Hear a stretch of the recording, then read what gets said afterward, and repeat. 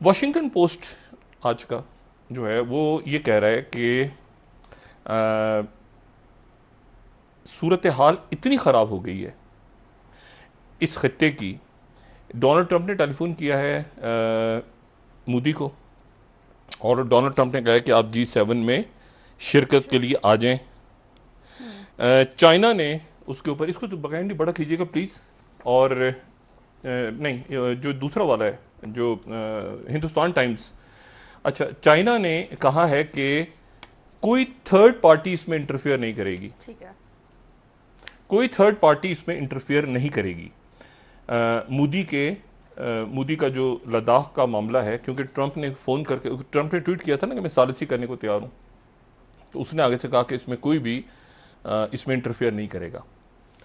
अच्छा, अब इसमें एक तो ये बड़ी खबर हुई है, पहले छोटी खबरों से निकल जाते हैं, उसके बाद फिर आगे आते हैं। उसके बाद वो जो G7 में उसने बुलाया, ट्रंप ने साथ ही फ़ोन करके ये कहा मोदी साहब को कि G7 की कॉन्फ्रेंस हो रही है, उसमें आप तशरीफ़ नहीं आए। ट्रंप आगे बढ़ते गए, मोदी आगे बढ़ता गया। अब सूरत हाल ये बनी है कि वो G7, अच्छा, ये दो खबरें हो गई। अच्छा, उसके बाद तीसरी जो ब्लूमबर्ग ने खबर लगाई है थोड़ी देर पहले, वो ये है कि अमेरिका ने चाइना को धमकी दी है कि वो चाइना की एयरलाइंस को रोकेगा अगर उनको फ्लाई करने की इजाज़त दी गई। ये ब्लूमबर्ग की खबर है। तो तलखी बहुत बढ़ रही है पूरे खत्ते में।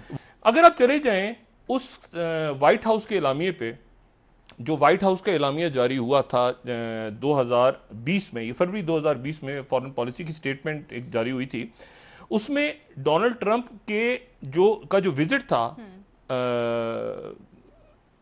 हिंदुस्तान का, भारत का जो विजिट था, उस विजिट के बारे में जो मुख्तलिफ अदारों की रिपोर्ट्स हैं, मतलब वो उनके उसके ऊपर मुख्तलिफ, उसमें CSISI मुख्तलिफ थिंक टैंक्स हैं वहाँ के अमेरिका के, ये जॉइंट स्टेटमेंट, ये व्हाइट हाउस है।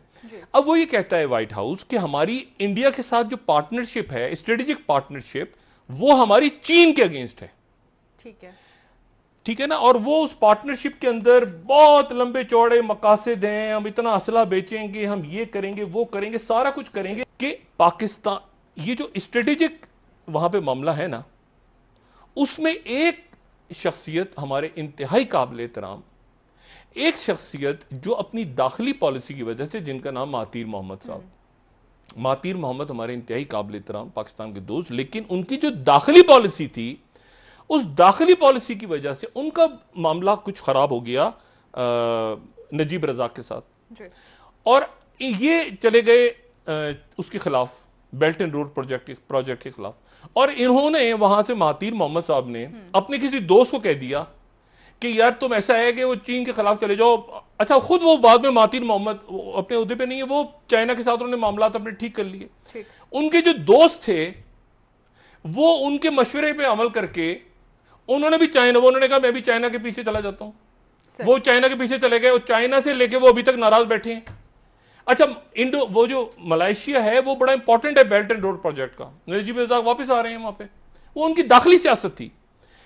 उनके जो दोस्त को मशवरा दिया, उनके दोस्त ने जो है वो आगे जाके वो चाइना के साथ मसला खड़ा कर लिया। उसका नतीजा हुआ कि उनके दोस्त जब चाइना के दौरे पे गए तो उनके एक मुशीर, एक वजीर, बाकी सारे लोग जो कि गैर मुल्की जिनके पास नेशनलिटीज वगैरह थी, उनको चाइना के ने हटा दिया। मैं सिर्फ ये कह रहा हूँ कि तलखी बढ़ रही है चाइना की और अमेरिका की, और दुनिया जो है वो दो पोल्स में इस वक्त, और एक सर्द जंग जो है वो तलखी की तरफ बढ़ सकती है। क्योंकि उसकी वजह यह है कि जो ये इंडो पैसिफिक कमांड और फौजें और हांगकांग और ये सारा, ये एक, हाँ, ये एक बहुत जो है ये तल्ख मामला हो रहा है। लद्दाख के ऊपर जो है वो आगे आ गई ये फौज। ट्रंप ने बीच में मीडिएशन की कोशिश की, चाइना ने कहा कि हम नहीं करना चाह रहे। सूडान से लेके चाइना जो है वो हैफा तक आ गया है, इजराइल में आ गया है, उनके 28 दिन रह गए हैं, एनेक्सेशन उनकी होनी है।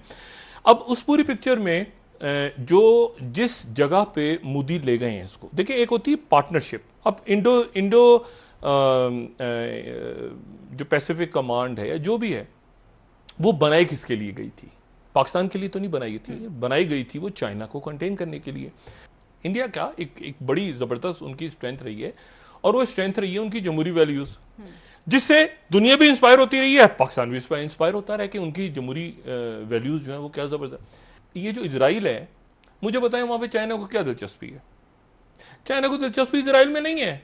चाइना को दिलचस्पी बंदरगाहों में है, बंदरगाहों में है ना, बंदरगाहें दो ले ली वहां पे, हैफा की और दूसरी, और पोर्ट्स बना रहे हैं वहां पे। इजराइल हो या इजराइल ना हो, फलस्तीनी बैठे वो कहेंगे 5 दे देते हैं, हम हमें दे दें हमारा ये लैंड पूरा, हम आपको 5 बंदरगाहें दे देंगे। चाइना कहेगा ठीक है, उनका तो वो तो बिजनेस इनिशिएटिव है ना। और यूरोप जो है वो पैलेस्टीनियंस की तरफ उनकी इंक्लिनेशन है।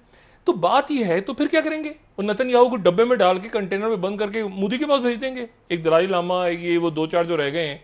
बात यह है कि इन्होंने ये डील वील तो छोड़ दें आप, डील ऑफ द सेंचुरी